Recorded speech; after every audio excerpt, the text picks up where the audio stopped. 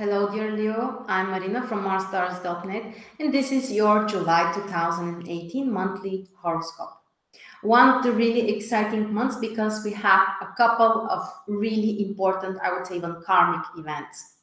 Mars is still retrograde during the whole month, and on top of that, we also have Mercury going direct by the end of the month in your own sign. Plus, we also have two eclipses.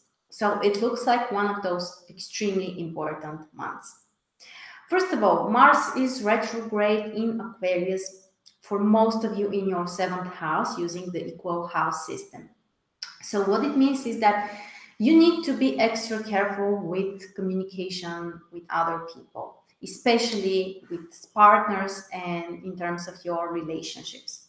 This might be kind of a challenging period when things may not work according to your plans in regards to this area, or you can also restart some things related to the past, like past relationships, past partners might come back into your life. So generally be more careful with relationships. Also, Mercury is in Leo during the whole month, so of course this is very important for you. Until the 25th, actually, Mercury is direct, so everything should be just fine.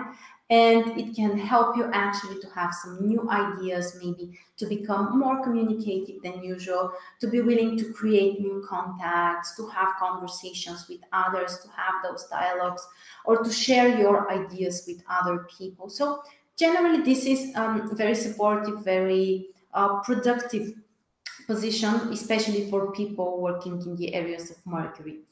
However, after the 25th, Mercury goes direct in Leo in your first house.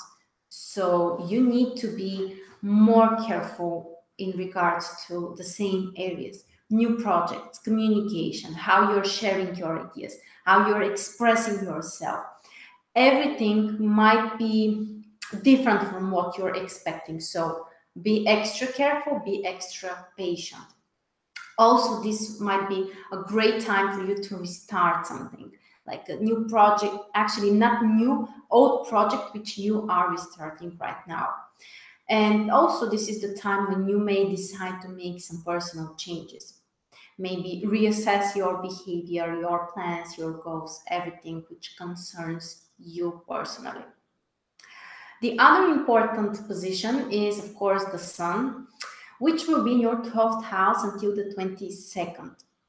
Generally, this is the time before your birthday and also the time when the past year is about to be completed, about to finish. So, a great time to reassess the past 1 year, to make some conclusions about things which you may need to change or leave in the past, and just relax more. This is not the time when you are, completely active, energized, and ready. But things will change after the 22nd because the transit sun will enter Leo and your own sign, which means that you can feel more energized, ready to, step in front of people, to get out in the world, to, start your new year. So a very big shift for you between the first half and the second half of the month.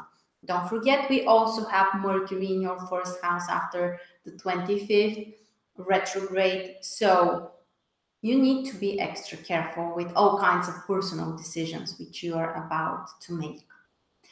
Also, Venus will be in Leo at the very beginning of the month in your first house. Great news for enjoying more yourself, your appearance, maybe changing something about your outfit. For women, especially, a great time for a new haircut, for changing your makeup, in your style. You can feel, one of the greatest things is that you can feel more love towards yourself. A great time to actually appreciate everything that you have done, everything that you have achieved. Literally just love yourself, not in the selfish way, not actually there is nothing wrong with loving yourself. This is really healthy and helpful for you. After the 10th of the month, the transit Venus will move to Virgo and your second house, which is great for your finances, financial decisions, support, receiving some kind of benefits. Venus is at the right place in second house, so really supportive transit for you. And also we have the transit Jupiter going direct after the 10th of the month. Jupiter is in Scorpio in your fourth house. So great time for some family decisions. Property issues might be solved in a really positive way, or there might be some kind of new opportunities and abundance in this area. For example, you may decide to buy a new property, to move to another house. Positive events might happen to your family members as well. So generally, with Jupiter going direct in your fourth house, positive things might be materialized on an outer level in regards to this area of your life. And also, as we said, we have 2 eclipses during July.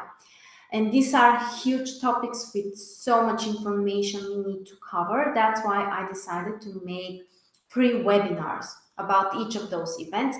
You will find the information and the links for those events below this video. I hope I will see you live on the webinars, but also you can watch the recordings after that as well. So these are the most important events for you guys. Thank you so much for joining me, and I'll see you really soon.